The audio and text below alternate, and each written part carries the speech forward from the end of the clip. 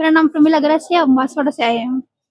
बहुत सर्द रातें हो रही है और जिला कलेक्टर हर जगह पे छुट्टियां कर रहे हैं बच्चों की। किस तरीके से देखते हैं इस तैयारी को? यहाँ पर बहुत सारे बच्चे हैं जो बिना बिस्तर के, बिना चादर के भी सो रहे हैं। तो उनको अपने अपने जिलों में सेंटर की व्यवस्था करनी करनी थी उनको, ताकि वो इधर उधर दूसरे जिलों में भटक कर एग्जाम रात में ऐसे ऐसे नहीं भटकते यूँ। तो उनको अपने अपने जिलों में सेंटर की व्यवस्था करनी थी उनको, विशेषकर लड़कियों को, जो उनको अपने गृह जिला देना था उनको। महिला सशक्तिकरण की बहुत बात की जाती है और आज रात भर इस बस स्टैंड पे रातें गुजारनी पड़ रही है। सरकार के दावे कैसे लगते हैं आपको? सरकार वैसे तो परीक्षा तो ज्यादा ले रही है वो, फिर भी उनको व्यवस्था करनी चाहिए, विशेषकर लड़कियों के लिए और वो महिलाओं के लिए जो अपने गृह जिला उनको देना चाहिए था ये। कम से कम या थोड़ा बिस्तर वगैरह की व्यवस्था तो सरकार कर ही सकती थी। हाँ, कर सकते थे और अभी भी कर सकते हैं, क्योंकि वो अभी भी तो एग्जामों में दूसरी जगह सेंटर दे रहे हैं ना, तो उनको वहाँ पर जो बस स्टैंड पर अभी बिस्तर वगैरह की व्यवस्था तो कर सकते हैं ना वो।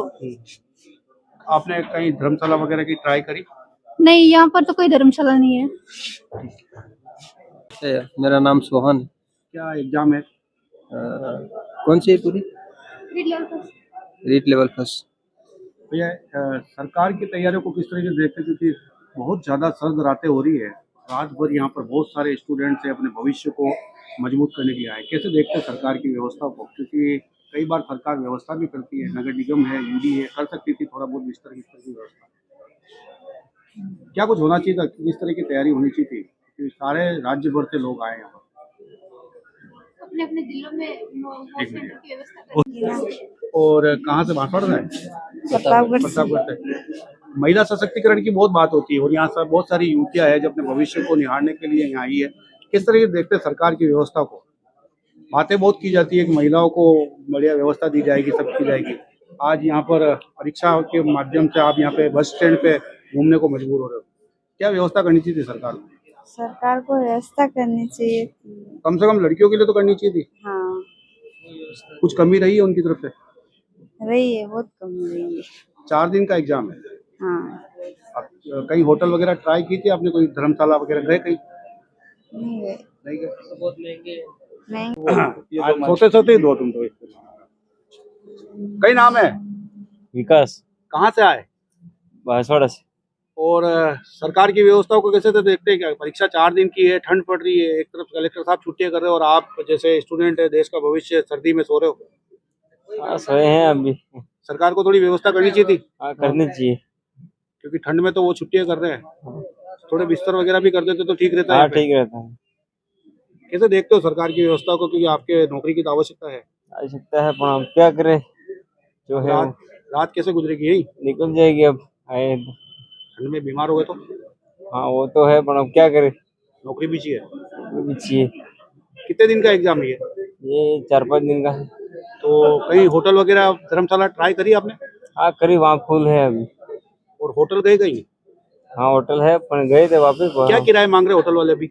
600-700 रुपये मांग रहे हो तो। एक दिन एक रात का? एक रात का। बहुत महंगी। इस तरह ये देखते हो। और कहाँ से आए और किनको? हाँ सर, हम बांसवाड़ा से आया हूँ। मैं गुजरात बॉर्डर गांगड़तली तहसील से। मेरी बच्ची का एग्जाम यहाँ उदयपुर में रखा है, तो बांसवाड़ा में सेंटर क्यों नहीं दिया सरकार ने हमारे साथ?